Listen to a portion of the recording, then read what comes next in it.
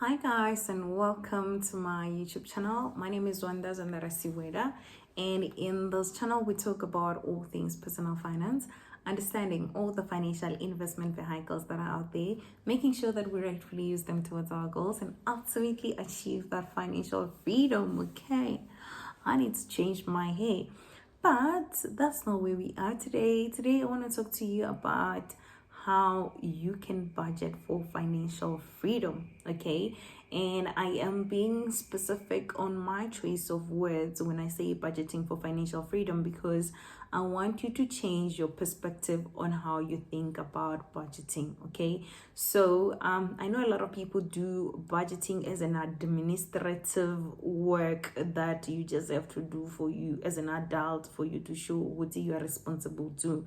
But if that's who you are, you're probably not getting the best out of your budgeting tool. Your budgeting tool should be alive, right? It should be alive and it should speak to your life, right? Because it is in budgeting where decisions are made, financial decisions are made. If you want to decide how much you want to save or where you want to be in the next coming years, that should be decided on your budget. Your budget should speak to your goals, all goals, not only financial goals, because goals have financial aspects of them. I think I spoke about this when I was talking about goal setting, to say you don't set financial goals separately, you actually incorporate finances into your life goals, right? So you really need to make sure that you prioritize things that are important in your life when it comes to budgeting, so that it's exciting. Let's say, for an example, you want to go further your studies and you're saving for the fees, right? That is something which you look forward to doing. So really make sure that your budget speaks to what you actually want to do. And that's how you can budget for financial freedom. Firstly, let's talk about 3 mistakes that people make that makes budgeting a very tedious and exhausting exercise, right? Sometimes people don't include small expenses like your data, like your airtime, like your takeouts, like your pocket money for buying yourself smoothies, or for buying clothes. People don't include that in their budget, right? And then when they spend on those things, because those things are needed in their lives, then they wonder where their money actually went. So that's what is called money leaks.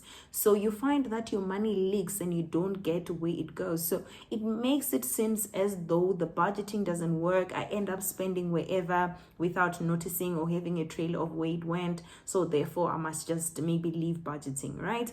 Whereas the way you should deal with this kind of situation is to cater for those things. You need to cater for things which you're going to do. If you go out, make sure you go out and you incorporate that into your budget.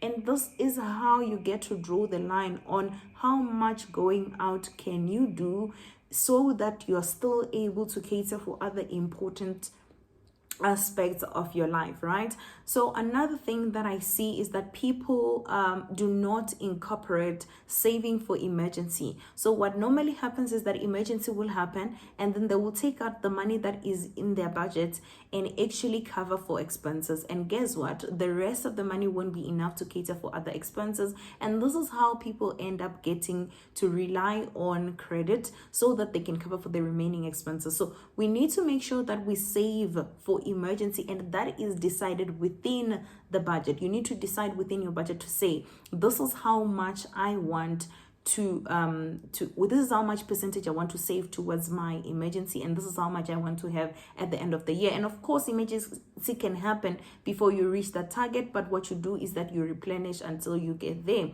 right? And you don't stop contributing until you get to the value of your emergency. These can only save you from spending money which is allocated for other important things, and also for not withdrawing your savings which are dedicated to other important things.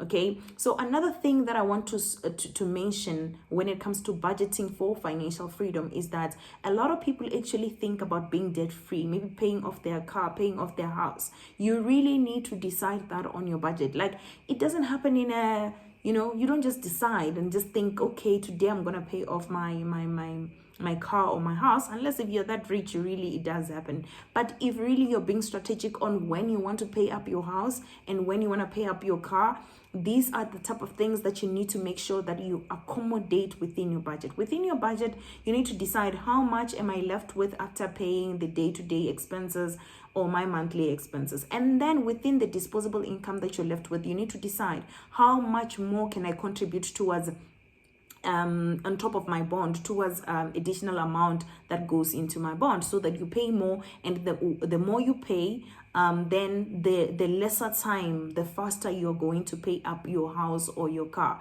So really, if we are planning on becoming financial free and being debt free or being financially independent, we really need to use our budget as a tool that can enable us to get to where we want to go intentionally, so not by mistake, knowing very well that if I contribute 2,000 Rand more onto my bond, I will finish it in 10 years. And that you should put a system in place, meaning that when your bond gets debited on your month end, you also it goes off with that 2,000 Rand, so that you don't get to decide on a month to month, because there is a month where it's going to be tough and you may feel like you don't want to contribute that 2,000 Rand. But if you have a debit order, you just let it go as though that's how your installment is, right? And this also helps when the interest rate hikes happen, because then it's already covered with your 2,000 Rand. So this is how you need to think when you're thinking about budgeting for your financial freedom. Another important point which I see that we miss on our budgeting, that makes it seem like an administrative work and not a tool that can enable us to reach our financial freedom, is the fact that you just do what you do. Like, you're like, okay, I'm spending this much on food, okay, I'm gonna allocate that as my budget. You don't necessarily maximize the potential of your income. To be honest, there's a post that was done on Twitter, I think someone saying that I actually saved 10,000 Rand out of my 30,000 Rand income. And someone said impossible. Hey guys, don't be that person. Don't be that person, because saying impossible, it means that you have inflated your living expenses so much that you think the possibility of taking out 10,000 Rand is it's not realistic, right?